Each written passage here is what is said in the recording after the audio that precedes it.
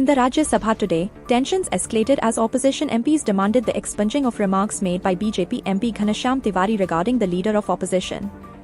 SP MP Jaya Bachchan weighed in, criticizing the tone of the comments made by Chairman Jagdeep Dhankar.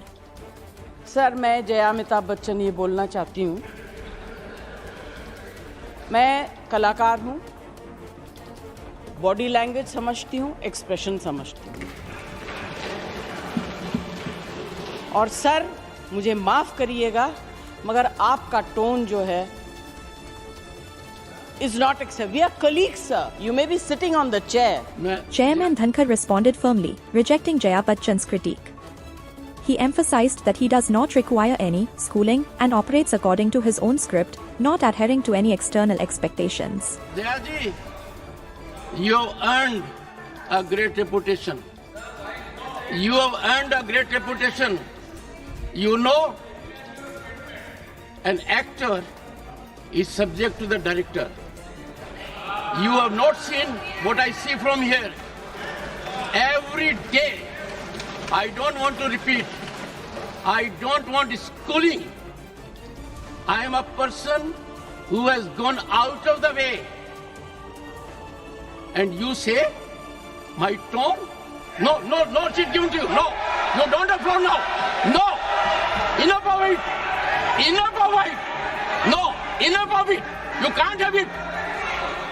You may be anybody. You may be a celebrity. You have to understand the decorum. No, nothing doing. Nothing. No, not at all. I will not. The Supreme Court has granted bail to Manish Sisodia. This decision marks a pivotal moment for the former Delhi Deputy Chief Minister, who had been in custody for 17 months. AAP MP Sanjay Singh has hailed the ruling as a victory for truth. इस मामले में कोई भी तथ्य, कोई भी सत्यता नहीं थी। जबरदस्ती हमारे नेताओं को पकड़ के जेल में रखा गया। मनीष सिसोदिया जी को 17 महीने तक जेल में रखा गया। क्या भारत के प्रधानमंत्री उनके जीवन के इन 17 महीनों का हिसाब देंगे? Following the bail granted to AAP leader Manish Sisodia, BJP MP Bansuri Swaraj has spoken out. She stated, क्या है, मैं जानती हूँ कि आज आम आदमी पार्टी के ऑफिस में हर्षोल्लास का माहौल है, स्वाभाविक सी बात है, लेकिन आपके माध्यम से जो वो बार बार जनता को भ्रमित करने का प्रयास कर रहे हैं, उस भ्रम को जरा मैं दूर कर दूं। इसका अर्थ ये नहीं है कि सिसोदिया जी अपराध मुक्त हैं, वो अभी भी अभियुक्त हैं और उनकी जवाबदेही कोर्ट ऑफ लॉ में बनेगी दिल्ली की जनता के साथ विश्वासघात करने की। माननीय मनीष सिसोदिया जी ऐसे दिल्ली के शिक्षा मंत्री हैं जो दिल्ली की बच्चों को, दिल्ली की जनरेशन को पाठशाला से मधुशाला तक ले जाने का पाप कर चुके हैं।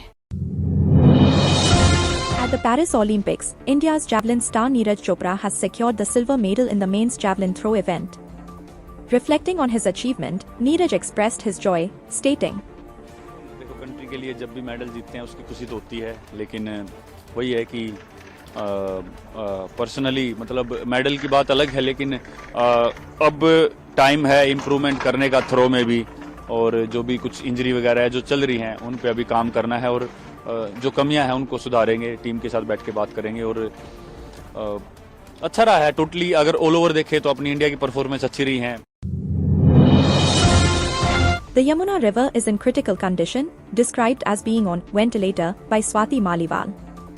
The Delhi Commission for Women chairperson has exposed the Delhi government for failing to take effective action to address the river's deteriorating state.